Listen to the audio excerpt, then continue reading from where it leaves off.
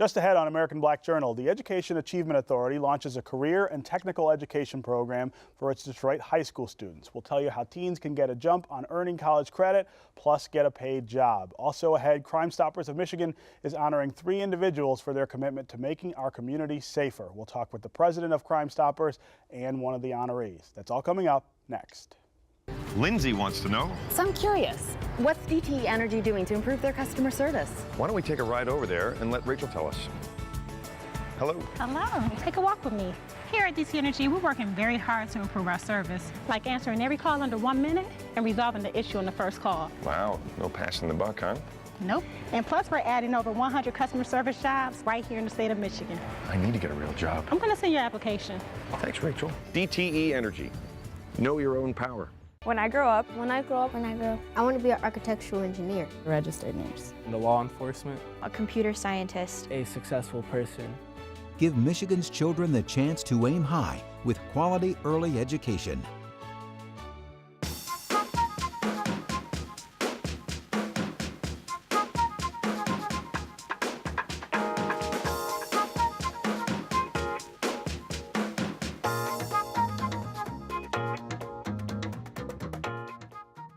Welcome to American Black Journal. I'm Stephen Henderson. The Education Achievement Authority of Michigan has launched an exciting program for 1,000 juniors and seniors at EAA high schools in Detroit. The students can earn free college credit valued at up to $30,000, and they will be placed in paid job apprenticeships in a variety of fields. Joining me now to talk about this initiative are Tyrone Winfrey, who's the Chief of Staff for the EAA, along with 2 of the program's partners, Focus Hope CEO William Jones and Henry Ford Community College's Vice President of Academic Affairs, Dr. Tracy Pierner. Welcome to American Black Journal. Thank you. So that's an exciting way to start the second year of the EAA, Tyrone. Very exciting. You know, back in June, I remember marching in the historic 1963 march in Detroit of Reverend Dr. Martin Luther King. And one of the chants was, what do we want now? Jobs. When do we want now? So the Education Achievement Authority is basically saying we want to help these students not only become educated, but also help them get the employment that we talk about in Detroit so much. Right. And so, William, obviously you guys do a lot of this work with people in the community already, helping them get job training.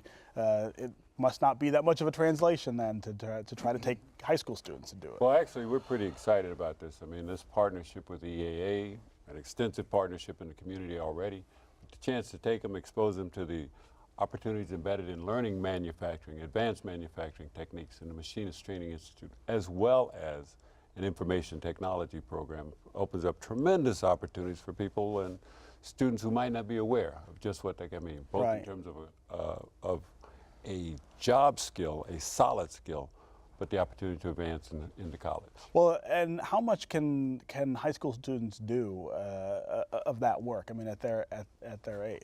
Well, let's assume that they're bright, and they're all bright. Right. You know, there's such an amazing resource of capabilities there. So I think that with training, you know, a year or 2 of training, they'll be able to step right into a job if they want to, or find part-time to work after school. You know, once you've got these skills, and they're translatable into immediate job opportunities, whether it be in a small office, a home office, or elsewhere, they're going to be employable. Yeah. Dr. Pierner, the academic part of this is, that's got to be a huge plus for parents. Just the idea that my kid can get college credit while they're going to high school. Oh, great opportunity for the students and for the community. You know, Henry Ford Community College is in its 75th year of providing workforce development and education for the community, and what an opportunity. Students can come to the college, finish a certification in a variety of different programs that we offer, and get a job right away, get an internship, a co-op, and also continue on. I mean, that's really our focus, is to try to get them to finish that associate degree. And for some of the students, after going through this program, it'll be 1 year of full-time at Henry Ford, and they come out with an associate degree at an age 18 years old. And so if they're participating in the program, are they in class with other high school students, or are they in class with the kids who attend the university? Well, in this particular semester, this is the first semester we're doing it, and we're doing some wraparound services with the students, doing an iBest model, which is a model of trying to do some remedial studies along with their college content. We've got some built-in tutoring, things like this. So right now it's a cohort program, but as they transition into their senior year, they'll be in with actually the adult population. And if they do then go on to community college or university, those credits go with them, right? Yeah, the majority of the credits will. There are a couple of universities within Michigan that will ask what the percentage of high school students are in the class. And those particular credits for those particular schools won't transfer, so a little idiosyncrasy there, but nonetheless, most of them will transfer and will transfer to most universities. Right. Tyrone, we should remind the viewers that these schools, the 15 schools that make up the EAA now, were, before this, some of the longest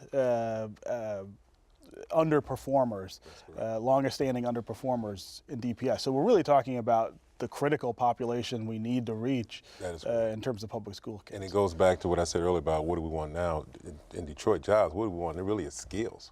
We want these students to be able to academically perform so that they can go to Focus Hope, Henry Ford Community College, and beyond.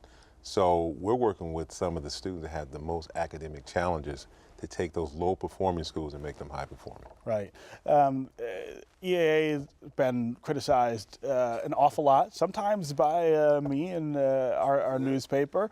You had a successful first year, though. I mean, I think there's no question that if you look at the test scores and the progress that kids made, it's there. What are you looking at in terms of the second year? Well, continue with the individualized student-centered learning. When I sat in high school years ago at Cass Tech, the teacher taught to the whole. And as I sat in the back, sometime I was getting the information, sometime I wasn't. With individualized student-centered learning, we can work with 5 students on a smart board, 5 students on laptops, 5 students on whatever, basically meeting their needs and not just teaching to the whole. And that's been very important for us. And not only that, but also the partnerships that we formulated with Focus Hope and Henry Ford Community College and Wayne County Community College to make sure that they're, particularly the juniors and seniors, are in high school and getting college credit at the same time. We spent up to $2.3 million on this particular program with $400,000 at least in transportation. So we're not only saying you go to the college or Focus Hope, we're going to transport you there, plus you get 3 meals a day. I mean, all to help you with your future. Right. Some of the rough spots you guys experienced last year with there were widespread reports of some discipline problems at certain points. Certainly there were controversies over money. How much was this costing? How do you answer those questions? Well, part of my hat at EA, which is several, is public safety and security and even hearing officer and so forth. And what I found, or what we really found, and research pretty much bears this out, if you're working with schools that have the most academically challenges, you're going to deal with you have discipline problems. You have discipline. A lot of times kids weren't going to school. They were fighting, whatever. So we came in and said, hey, this is a whole new paradigm shift. So initially we did deal with a lot of things, gang fights, robberies, assaults, you name it. I mean, I ran to so many schools and it was just deplorable, some of the stories I heard. But one thing I found about sitting with gang members and other members that commit antisocial behaviors is that they're not involved in anything. Abraham Maslow says there's a hierarchy of needs you have. You got to belong to something. Sure. So if I'm not in the football team and not in the school student council or in the church choir, whatever, the gang is what there is. And so I talk to gang members, and I'm thinking if we could just get them in something, and that's productive, and that's why these partnerships are so important. Right. Well, William, you guys see this all the time in the broader community. It's got to, again, be gratifying to see it work in the school context. For sure. I mean, people don't care what you know until they know that you care, and that's especially true of young people. What's been accomplished at EAA is significant, and I applaud the efforts of everybody who's committed on a solid basis to not just care about our young people, but to make sure that they're educated and moving in a productive way. Yeah. Whether they're getting enrolled in a certificate program at Focus Hope or getting college credits at Henry Ford Community College or Wayne County Community College, we've all got to be part of this system of solutions. Right. To make certain that students are advancing and achieving. So these problems are difficult. It's not cheap. Right. Okay. Anybody who criticizes the amount of money spending is focused on the wrong issue. Well, see, and that's a good point. I mean, you heard a lot of chirping last year about how much money was being spent at EAA schools, but it's not cheap to turn this around. But the question is, how do we do that for more kids, I think, right? I think so, and as I look at this year as a perfection year. Last year was a growing year, the first year. Next year, we're going to perfect this model so that we can grow and help more students, not only in Detroit, but hopefully statewide. But it's not cheap. Yeah. It's not. Yeah. Dr. Piener, one of the things I hear from people on college campuses all the time in Michigan is complaints about the kids showing up the first year and they're not really ready for college level work. And so you see all kinds of efforts to put remedial programs in place and things like that. This program seems like one of the answers to that. It certainly will fast track these students when they graduate high school, go on to college. But you're absolutely right. This is something that's going on countrywide. Certainly in Michigan, we have over 90% of our students started in some sort of remedial study. Is that right? Yes, and so our student success rates are lowest in those particular courses. And if you look at an initiative like Achieving the Dream, which is a national initiative which focuses on trying to get students through what they call gatekeeper courses, and those gatekeeper courses are those ones that we've all had, like it might be algebra or trigonometry or your first English class, those types of things, and putting focus on there to get them through. So if you can get them through those tough courses, then the chances of them graduating is much higher. Well, with these particular students, they're going to be we're working with them, the EAA is working with them, and so when they get done with their high school degree, they're going to walk right into the college classroom, and like I said, many of them will be halfway done with an associate degree. They'll be more ready. Right. They'll have a certificate in their hip pocket that says, I can do things. Right. Knowing that you've already accomplished is a huge leg up, and we can't ignore that. Right. What's next for EAA? Do you think this will be a quieter year? Or? Well, it'll be a quieter year. Again, when you're looking at how you look at last year and what you did do correctly and what you need to do to perfect things, that's what we are. It's a growing year for us, but I think it'll be much quieter. We're going to focus a lot more on the academics and the partnerships we have, but also continue to either intervene or try to prevent some of the behavioral challenges we had last year. And what's the feedback you're getting from the parents? I mean, that's always the sort of missing piece. You hear a lot from people who don't necessarily have kids in the schools, but what are the parents, particularly the parents who were there before they were EAA schools and they were regular DPS schools? Well, when I look at some of the anecdotal type things I heard from parents that were really excited, even with the hearings, even if their child was at a hearing, they were like, wow, you all are going to spend this much time with my child and help them with goal setting and things like that. Because one of the things we have done in EAA is not only have an individualized learning plan, but we're going to couple that with an individualized behavioral plan. Right. And that's going to be our success plan. The Juvenile Assessment Center are conducting assessment on our students and their parents, so we know what services to give them. That's important. Yeah. So the parents are excited. Sometimes they were more happy with the longer school year than the students. Than the students, right. Yeah, that's always the case, right? All right, great program, guys. Thanks for being here. All right, thank you. Thank you. Pleasure. Just ahead on American Black Journal, we'll talk about Crime Stoppers and their efforts to get residents to take an active role in reducing crime. Plus, we'll tell you why the organization is honoring Wayne State University's police chief. That's all coming up next.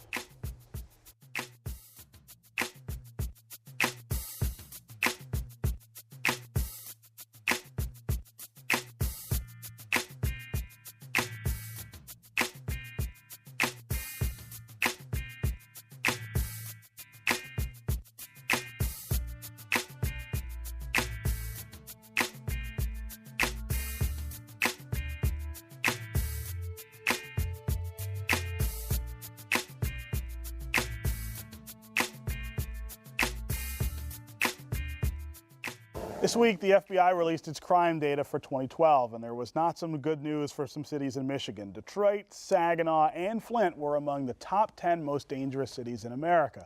Crime Stoppers of Michigan is working to reduce crime by encouraging residents to provide anonymous tips that lead to the arrest of criminals. On Tuesday night, Crime Stoppers' annual recognition dinners will honor 3 individuals for their commitment to making the community safer. Here to talk about the event and their efforts to reduce crime is the president of Crime Stoppers, Jon Broad. He's joined by one of this year's honorees, Wayne State University Chief of Police, Anthony Holt. Welcome to American Black Journal. The numbers I referred to in the intro there about Detroit and Saginaw and Flint, that's not new. It seems like every year we're on that list. How do we get off of it? I think we have to count on citizens to come forward and make a commitment they absolutely are not going to put up with some of the crime. And they can do that anonymously by calling Crime Stoppers at 1-800-SPEAK-UP. Right. And nobody will ever know that they gave the information, but as citizens, I think everybody must decide that enough's enough. Enough's enough. And if I know something about a crime, I'm going to give that information, no matter how slight it is, to Crime Stoppers or to the police. Right. So tell me how Crime Stoppers works. I mean, there may be some viewers who are not all that familiar. Right. We reach out to the community and ask for information about specific crimes, but we're really asking for information about any crime. Most often we're seen in connection with a homicide. And as you know, we have lots of homicides. Yes. And when someone calls 1-800-SPEAK-UP, they're actually reaching our call center, which is outside the country. It's in Toronto, Canada. The person's never asked for their name. There's no caller ID. The whole Crime Stoppers stands for being anonymous. That's the most important thing that we have to offer. The idea there is to protect the person who's... Right, and so they become from the very beginning a number. And that's all we ever know that person, that tip by, is that tip number. And so as soon as the information is requested by the operator and she finishes asking questions about that crime, and then they're asked to call our office after the third Wednesday of the month if they're interested in a reward. And only about 30% of the people actually call even try to try. Yeah. 70%, in fact 70% of the people whose tip caused an arrest ever follow up to find out what that reward is and how they would collect it. And you pass these tips. You pass these tips directly on to law enforcement. To law so enforcement. We determine what's the right law enforcement agency, and in each agency there's someone there that's responsible for taking Crime Stopper calls and making sure that they get back to us with a disposition of what happens to that call, to the tip.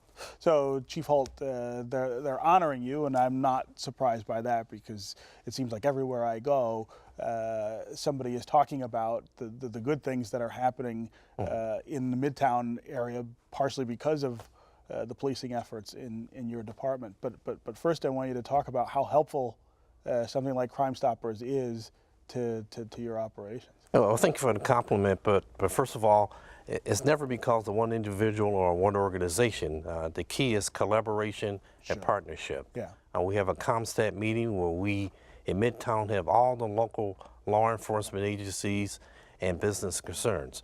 Crime Stoppers came to our ComStat meeting and made a presentation. And one of the most important things about collaboration and partnership is community involvement. And a great channel for community involvement is through Crime Stoppers. When you get the community involved, you get the community to buy in and become a partnership, that's where you see real change. Right. And to be anonymous and to be able to call Crime Stoppers to make that involvement is probably a big part of our success. How much is the anonymous part, you think, key to that? I mean, you guys have to follow up on crime all the time in the community. How hard is it for you to get witnesses to talk about what they've seen? It's very difficult. The key to the anonymous is they can make a phone call and they could get us on the trail. They can get us where we could start the process of building probable cause, finding the parties involved, and from that point on you could get witnesses who could come forward and be part of the process. So it just helps complete that puzzle. It's no different if we are following a stolen car and subjects get out and run, where the community comes out on the porch and says, he's over there, he's over there. Right. We're not asking for their names or where they're at, but that's part of that. They're buying into our safer community. Right, right. There's another program you guys are involved in that I thought was very interesting. You're taking families of murder victims into prisons to meet with the perpetrators. Right. What's the purpose of that? I've been in 7 different prisons, and the purpose of my visits was how can we better communicate to the prison population, because we know that population has a lot of information about crime. And in fact, they verified that. They said that in our neighborhood, we either know or we can find out who did it. At the same time, there's a strong culture against giving information. Sure. We've had a television program in the prison for several years now, and it's shown in most prisons every single day, and it features 84 unsolved crimes. And the inmates, which was a poster with a voiceover just describing that particular crime, Sure. the inmates said, forget it, that's not going to work. But they had seen our press conferences with mothers asking, pleading for help, and if anybody, they said, can make us give the information, it's going to be the mothers, because we all have mothers. Right. And so these mothers that we have on our television press conferences are just begging for somebody to come forward and tell them who did it and why they did it. Sometimes the why have you taken away our son? Our son or our... Right. And so those mothers, they said, have those mothers on the television press conferences part of the prison show. And as a result, where we had 500 tips in 2011, they jumped to 1,400 last year. So that kind of connection. And so we now really works. We now are using mothers in a lot of our messaging, but we have also invited mothers to go into the prison and talk to a select group of inmates. Right. And so we had Kimberly Powell, her son, you may remember Anton Powell, football player at Osborne, was murdered, and she really wants to find out who did it. So she came in, and there were 9 convicted murderers there that she spoke with and told her story. The first evening was to tell her story. The second week later, they came back, and each of the murderers then told her how they happened to murder someone. How they ended up in the prison. Right. Yeah. And the third was a conversation between them. And it was a really, really powerful event, all 3 weeks, Right. but especially at the end. Right. I And can they imagine. really began to understand each other. And the hope is that those inmates will also encourage others to try and help some of these mothers that so desperately want to find out who killed their son. They want that closure to understand why what happened. Happened.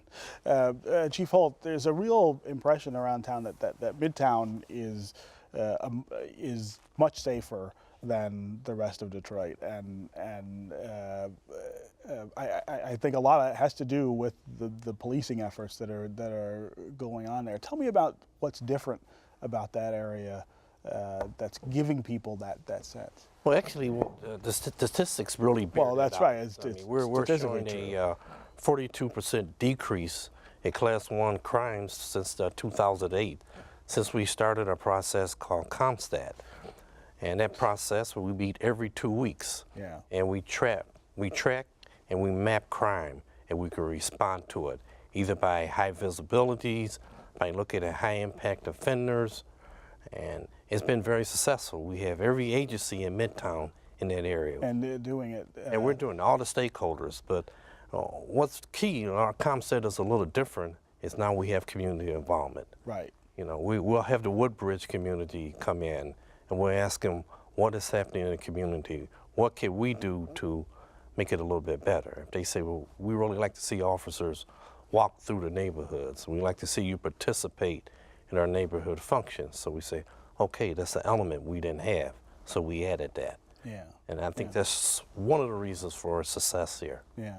So in addition to Chief Holt, who are the other honors? We've got about a minute left. Okay, so it's Andrea Rush, who is the CEO for Rush Trucking, and she's done some great civic kinds of things. In fact, Mayor Bing is going to provide the introduction for her. And then Susan Goodell from Forgotten Harvest, who is, we've all heard about the tremendous things that she's been doing. Yes. Well, you both are doing great work in the community. I want to commend you on that, and thank you for coming on the show. Thank you. For having me. Absolutely.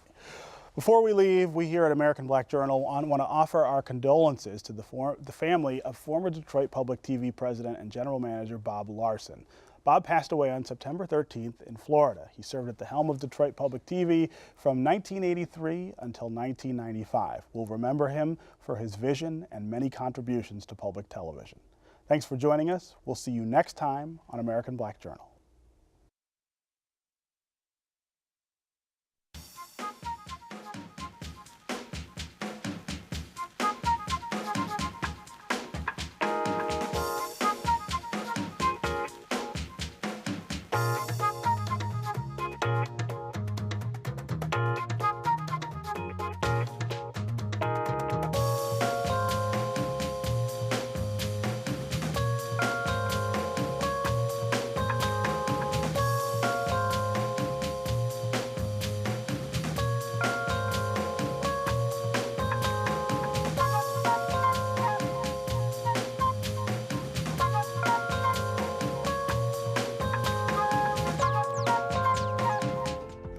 This program is part of American Graduate.